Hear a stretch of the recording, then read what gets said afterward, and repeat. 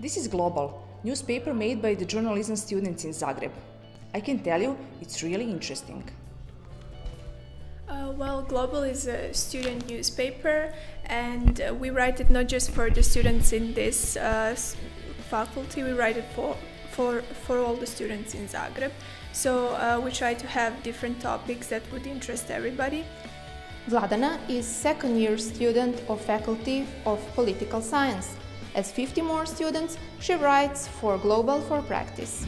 I haven't been with Global very long. I started last year, and the reason for that is because, well, I'm studying journalism and I want to learn how to write. I think this is the basis of journalism. It started with the newspapers. Other for practical work, there is one more thing that attracts students to Global. It is the balcony.